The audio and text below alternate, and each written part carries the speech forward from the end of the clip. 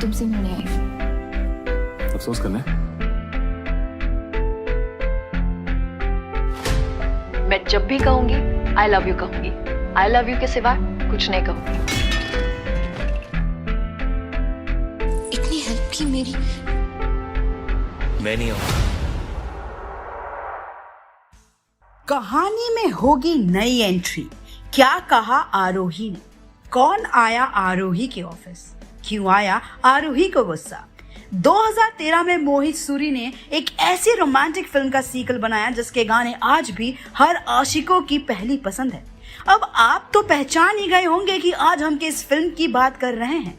जी हाँ, आशिकी, एक ऐसी रोमांटिक सीरीज जिसने जनता को प्यार करना सिखा दिया। और अब इसका तीसरा सीक्वल भी जल्द ही आपको बड़े पर्दे पर देखने को मिलेगा, जिसमें कार्तिक आर्यन मेन लीड में नजर आने वाले हैं। तो चलिए आज हम आपको आशिकी 3 की कहानी भी सुना देते हैं। पिछली वीडियो में हमने देखा कि राहुल की मौत के बाद आरोही पूरी तरह से टूट जाती है, लेकिन राहुल के लिए वो खुद को खुश रखने की कोशिश करती है। आरोही की माँ उसे शादी के लिए मनाती है, लेकिन वो हर बार मना कर देती है।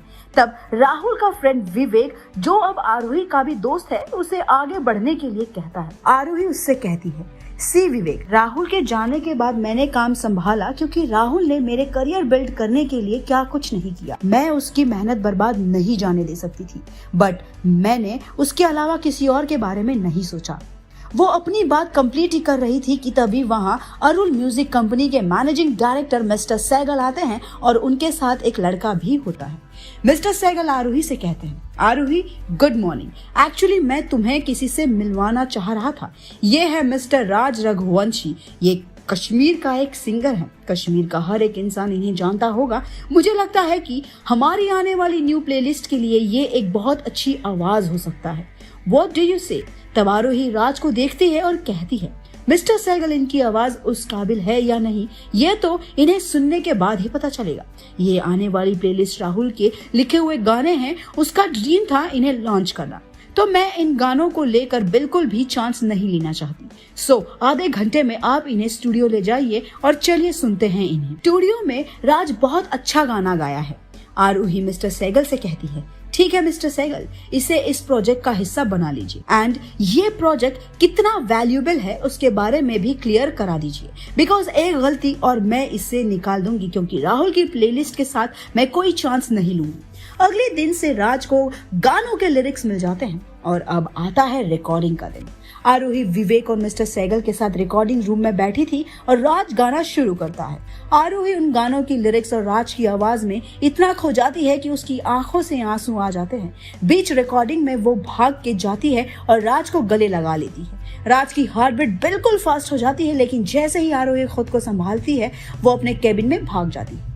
विवेक आरोही के पास जाता है और उससे कहता है, आरोही आर यू ऑल राइट? अचानक क्या हो गया था? आरोही रोते हुए उससे कहती है, आई डोंट नो विवेक, वो लाइंस, वो आवाज सुनते वक्त मैं बिल्कुल उसमें खो गई थी। मुझे ऐसा लग रहा था कि खुद राहुल मेरे सामने आ गया है। मैं भूल गई थी कि मैं कहाँ बैठी हूँ, किसके सामने हूँ। मेरे कानों में बस वो आवाज घूम रही थी, नथिंग एल्स, और वो रोने लग जाती है।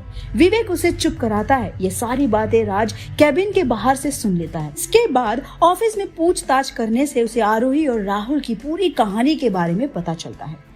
कहीं ना कहीं राज के मन में आरोही के लिए फीलिंग्स आ जाती है। उस हक के बाद से ही उसका आरोही के साथ एक कनेक्शन बन जाता है। वो आरोही को और भी ज्यादा ऑब्जर्व करने लगता है। तो क्या वो अपने प्यार का इजहार आरोही से कर पाएगा? क्या होगा आरोही का रिएक्शन? जानने के लिए देखिए हमारी अगली वीडियो।